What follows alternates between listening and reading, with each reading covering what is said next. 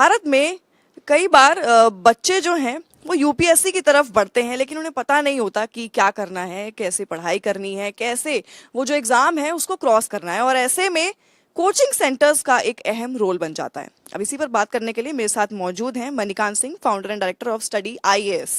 Sir, आपका India TV पर बहुत बहुत स्वागत है। Thank you very much. बात करें एजुकेशन की, स्पेशली एग्ज़ाम, वो भी यूपीएससी का एग्ज़ाम, लोग बहुत टेंशन में रहते हैं। बच्चे डरे डरे हुए रहते हैं कि यूपीएससी क्रैक कैसे होगा। वो ख्याल लाते ही नहीं कि यूपीएससी ट्राई करना है। कई बच्चे तो यही सोच के छोड़ देते हैं कि बहुत टफ है, हमसे नहीं हो पाएगा। तो उस माइंडसेट को कैसे बदलना होगा? उस माइंडसेट को इस तरह से बदलना होगा कि स्टूडेंट्स को ये ध्यान करना है कि जीवन में कुछ भी अचीव करने के लिए कुछ, अगर आप you are just going to crack the top most exam of India, मतलब कहते हैं कि आईएएस और आईपीएस जब ये 3 लेटर्स लग जाते हैं तो मानव मानव की स्टेटस से ऊपर उठ के महामानव बन जाता है। तो महामानव बनने के लिए इतना सेक्रीफाइस मांगता है कि आपको बहुत टफ एक तरह से लाइफ थोड़ा सा जीना पड़ेगा कुछ टाइम के लिए, 2 to 3 इयर्स के लिए, और बाकी समय में एक नॉर्मल और सिस्टमेटिक पढ़ाई करनी पड़ेगी। तो सर, आप मानते हैं कि कोचिंग सेंटर्स जो हैं वो एग्ज़ाम का, मतलब जो हमारी शिक्षा जो जनरली बच्चे किताबें पढ़कर उन्हें मिलती है और एंट्रेंस तक, वो जो गैप है उसको कम्प्लीटली फुल करते हैं?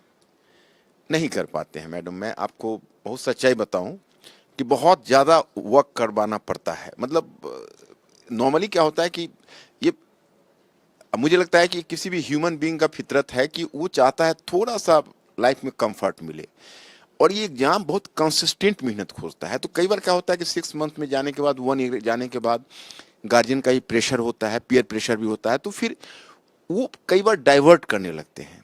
तो अगर 100 बच्चे चलते हैं तो लास्ट तक 10 to 20 स्टूडेंट्स ऐसे होते हैं जो कंसिस्टेंसी को बना के रख पाते हैं। ये प्रॉब्लम आती है।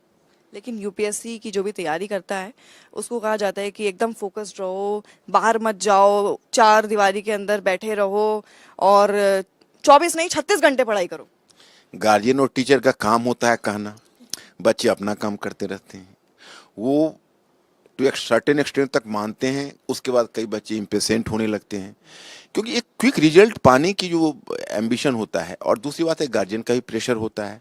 क्योंकि आप जानती हैं कि बहुत सारे गांव गंवई से बच्चे आते हैं, तो उनकी जो गार्जियन है उसके यूपीएससी के कॉम्प्लिकेशंस को नहीं जानते। वो सिर्फ जानते हैं कि तुमने एग्जाम दिया तो क्वालिफाई क्यों नहीं किया।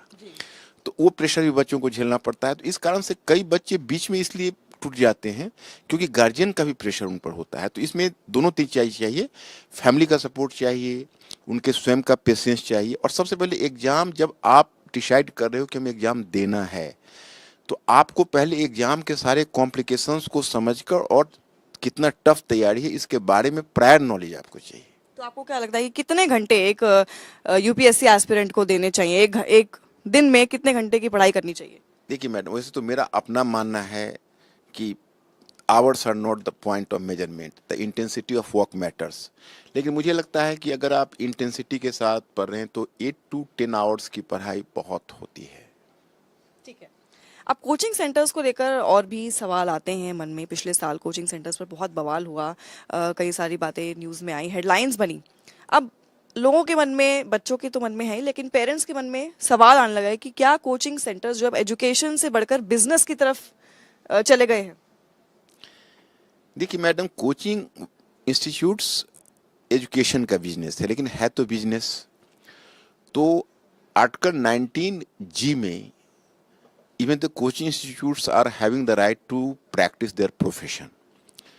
वो अपने प्रोफेशन को करते हैं, लेकिन इसमें जो इंस्टीट्यूट्स या जो टीचर्स अच्छे होते हैं, ये वैल्यू बेस्ड बिजनेस है। तो वो अर्निंग के साथ साथ अपनी इंटीग्रिटी को मेंटेन रखते हैं।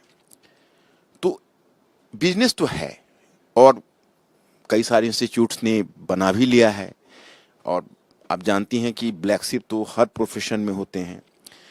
आप कोई भी ऐसा सेक्टर बताएं, आप एजुकेशन के अलावा, आप एजुकेशन के अदर सेक्टर्स बताएं, कोचिंग इंस्टीट्यूट्स के अलावा आप हेल्थ सेक्टर बताएं, आप हॉस्पिटल बताएं, हर जगह बिजनेस है। लेकिन सर, एजुकेशन ऐसा मामला है जहाँ पे सिर्फ बच्चों का ही नहीं, लेकिन पूरे देश के फ्यूचर से बात जुड़ी हुई है। तो इसमें जब पेरेंट्स लाखों रुपए लगाते हैं कोचिंग सेंटर्स पर और इवेंचुअली उन्हें फील होता है कि उस लेवल की पढ़ाई नहीं मिल रही है, तो डिससेटिस्फैक्शन तो होता ही है। हाँ, ये तो है।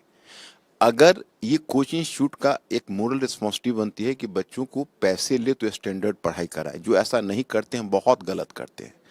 तो मैंने आपको पहले ही कहा कि हर प्रोफेशन में ऐसे ब्लैक शिप होते हैं, हम उनको एलिमिनेट नहीं कर सकते हैं। लेकिन ऐसा this is not simply true of coaching institutes, this is all professions. मैंने आपको मेडिकल का एग्जाम्पल इसलिए दिया कि जिस तरह से फ्यूचर की तरह से, उसी तरह से हेल्थ सेक्टर बहुत इंपॉर्टेंट सेक्टर है, सीधा लाइफ से जुड़ा हुआ है। और वहाँ अगर इस तरह की बात होती है तो वो भी, वहाँ भी जीरो टॉलरेंस होना चाहिए। लेकिन हर जगह ऐसा होता है, होना नहीं चाहिए। अच्छे अभी भी इंस्टीट्यूट्स हैं, अच्छे टीचर्स हैं जो क्लासिकल मेथड से पढ़ाते रहे हैं, वो कभी इस चीज़ को पसंद नहीं करते। तो मतलब जो कोचिंग सेंटर्स की जो हाई एग्जॉर्बिटेंट फीस है वो वर्थ है? अब देखिए, इंस्टीट्यूट टू इंस्टीट्यूट वेरी करता है। अगर आप 10 इंस्टीट्यूट के कोटेशंस को लेंगी तो आप पाएंगी किसी इंस्टीट्यूट की फ़ी बहुत ज़्यादा है, किसी का मॉडरेट है, किसी का बिलो मॉडरेट है। एक सच्चाई है, क्योंकि जैसे जैसे कोचिंग इंस्टीट्यूट्स बढ़ते गए वैसे वैसे कंपटीशन बढ़ता गया, इंफ्रास्ट्रक्चर कॉस्ट भी बहुत ज़्यादा हो गया। इसमें अगर इसमें सुधार ना होगा तो लैंडलॉर्ड्स प्लस सर्विस प्रोवाइडर्स सबके कॉस्ट को अगर काउंट करेंगे तो कोचिंग इंस्टीट्यूट के लिए एक बच्चे को, और कोचिंग का ड्यूरेशन बढ़ के 1.5 ईयर हो गया नॉर्मली, तो अब उतने दिनों तक एक बच्चे को सस्टेन करने के लिए कोई भी कोचिंग इंस्टीट्यूट अगर 1 लाख से कम फी रखता है तो खुद ही सस्टेन नहीं कर पाएगा। 1 लाख भी बहुत ज्यादा है सर कई बच्चों के लिए। लेकिन आप समझ सकती हैं कि 13 सब्जेक्ट्स हैं, 13 टीचर्स हैं, और 1.5 साल 1.5 ईयर, इलेक्ट्रिसिटी, एसी, सेफ्टी, सारे नॉर्म्स उसमें होते हैं। तो अगर उतनी फी ना रखी जाए तो कोचिंग इंस्टीट्यूट को फिर इन्वेस्ट करना पड़ेगा अपनी तरफ से, अपनी प्रॉपर्टी को सेल करके। लेकिन सर देखा जाए तो उसके लिए ऑनलाइन है जी, स्टूडेंट्स ऑनलाइन करें। लेकिन ऑनलाइन भी ऐसा नहीं है कि फीस कम है, ऑनलाइन भी फीस वगैरह बनी हुई है। नहीं, ऑनलाइन और ऑफलाइन में नियरली 50% का गैप तो सभी रखते हैं। और कोई कोई ऐसे भी स्टूडेंट्स होते हैं, कोई कोई ऐसे भी इंस्टीट्यूट्स हैं जो बहुत कम रखते हैं, हालांकि क्वालिटी नहीं मेंटेन कर पाते हैं। लेकिन कोशिश होनी चाहिए कोचिंग इंस्टीट्यूट की मिनिमम प्रॉफिट ले, मतलब ऐसा नहीं ले, प्रॉफिट तो उनको लेना पड़ेगा क्योंकि मजबूरी है, उनके भी खर्च हैं, उनके भी सपने हैं, लेकिन मिनिमम फी ले, बहुत ज़्यादा फी ना रखे।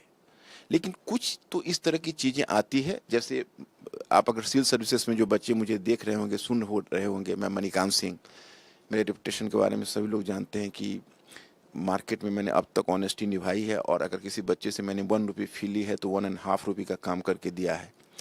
लेकिन मैंने जब जनरल स्टडीज स्वयं शुरू किया तो मैंने जो बैठ के अपने पूरे स्टाफ से कैलकुलेट करवाया, तो मतलब जो मेरे अपने एक्सपर्ट टीम है, तो उन्होंने कहा कि देखिए, मिनिमम एक्सपेंडिचर जीएस चलाने के लिए इतनी फी ऑफलाइन रखना पड़ेगा, नहीं तो आपको फिर कॉस्ट नहीं निकल पाएगा, फिर कॉस्ट में आप माइनस में जाओगे। तो मैंने अपना आपसे ऑनेस्टली शेयर किया, बच्चों से शेयर किया, किसी की भावना को ठेस पहुंचनी चाहिए, आई एम एक्सट्रीमली सॉरी। लेकिन जो सच्चाई है, मैं सच्चाई बोल रहा हूँ। ठीक है, एक जाते जाते एक सवाल नहीं है, बेसिकली कोई एक लाइफ मंत्रा जिसने आपकी मदद की और आपको लगता है कि आगे स्पेशली यूपीएससी एस्पिरेंट्स को जो है लाइफ में आगे मदद करेगा। देखिए, मैं 2 बातें कहूँगा, और ये 2 बातें जो बच्चे सुन रहे होंगे शायद मेरे इस तकिया कलम को समझ रहे होंगे। एक मेरा नारा होता है, be a thinking creature, and second, पढ़िए और पढ़ने के साथ बौद्धिक जुगाली करिए, इंटेलेक्चुअल फर्मेंटेशन, आपको रिजल्ट जरूर मिलेगा।